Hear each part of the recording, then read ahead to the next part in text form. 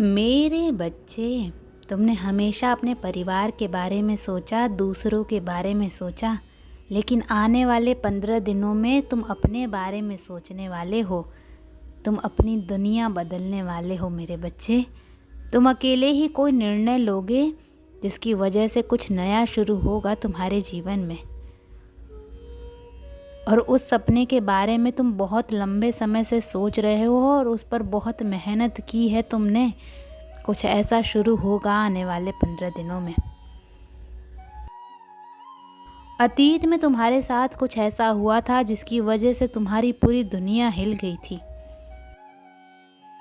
लेकिन मुझे तुम पर बहुत गर्व है मेरे बच्चे, क्योंकि तुमने अपने जीवन का सबसे मुश्किल दौर हंसकर गुजार दिया। तुम रोते भी थे तो हंसकर मुझसे बोलते थे कि माता और कितने इम्तिहान लोगे आप, मैं भी देखता हूँ आप कब तक मेरी परीक्षा लेते हो। मैं हारने वाला नहीं हूँ, मैं आपको जीत कर दिखाऊंगा। तुमने हमेशा मुझ पर यकीन रखा और आज भी जब तुम किसी मुसीबत में फंसते हो, मुश्किल दौर से गुजरते हो, तो यही सोचते हो कि माता मुझे पता है आप मुझे कुछ सिखा रहे हो, ये वक्त कुछ अच्छा देने के लिए आया है और आप मुझे इस मुसीबत में फंसा कर भी मेरे लिए अच्छा ही कर रहे हो। पर तुम भी इंसान हो, इसीलिए कभी कभी तुम्हें मुझ पर क्रोध भी आता है कि माता क्या आपको इस पूरी दुनिया में मैं ही देखता हूँ परीक्षा लेने के लिए? क्या सारी परीक्षाएं मुझे ही देनी है? हर बार खुद को मुझे ही साबित करना पड़ेगा? और आप तो मेरी माता हैं। ऐसी कैसी माता और ऐसा कैसा प्रेम आपका जो आप हर बार मुझसे ही सबूत मांग रही हैं, जो इस समाज के सामने हर बार मैं ही गिर रहा हूँ, मुझे ही खुद की काबिलियत साबित करनी पड़ रही है और इतनी परिश्रम के बाद भी मुझे मेरी परिश्रम का फल नहीं मिल रहा है और मेरे शत्रु हंस रहे हैं। पर तुम्हारे उस क्रोध में भी तुम्हारा प्रेम झलकता है मेरे प्रति। तुम्हारे उस क्रोध में भी तुम्हारा एक अटूट विश्वास झलकता है, वो हक झलकता है कि आप मेरी माँ हैं और मैं आप पर क्रोध भी कर सकता हूँ। लेकिन अगर कोई और मुझे कुछ कह दे कि तुम्हारी माता ने तुम्हें दिया ही क्या है, तो तुम 100 बातें गिनवा दो कि मेरी माता ने मुझे क्या कुछ नहीं दिया है। तो तुम्हारा यही प्रेम है मेरे बच्चे, यही निस्वार्थ प्रेम, तुम्हारा ये हक जो हमेशा मुझे तुमसे बांध कर रखता है। और तुम्हें बहुत कुछ चाहिए था, बहुत जल्दी चाहिए था मेरे बच्चे, पर वक्त ने तुम्हें धैर्य सिखा दिया। उस नकारात्मकता ने, उन लोगों ने तुम्हारे अंदर बहुत बदलाव लाया। अब तुम अलग विचारधारा के व्यक्ति हो, तुम अलग तरीके से सोचते हो, दुनिया को अलग नज़रों से देखते हो। इसीलिए मैंने तुम्हें अब तक सफलता नहीं दी, क्योंकि अगर मेरी शक्ति अचानक से तुम्हारे भीतर प्रवेश कर जाती तो बिना किसी ज्ञान के तुम मुझे संभाल नहीं पाते मेरे बच्चे, तुम उस शक्ति को नहीं संभाल पाते।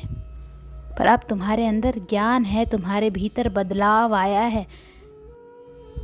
तुमने अपने आप को, अपने जीवन को उस नकारात्मकता से बाहर निकाला है, उस अंधेरे से बाहर निकलकर अब तुम अपने ऊपर काम करने लगे हो।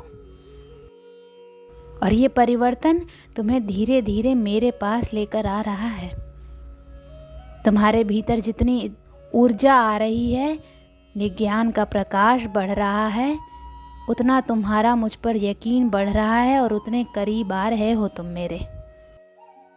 और वो ऊर्जा तुम्हारे शत्रुओं का नाश कर रही है, उन्हें जलाकर राख कर रही है। वो चाहे ना दिखाएं, पर अंदर ही अंदर वो जल रहे हैं, वो घुट रहे हैं, क्योंकि तुम्हारे जीवन में बहुत बड़ा परिवर्तन आ रहा है, तुम्हारे रहन सहन में बहुत बड़ा परिवर्तन आ रहा है।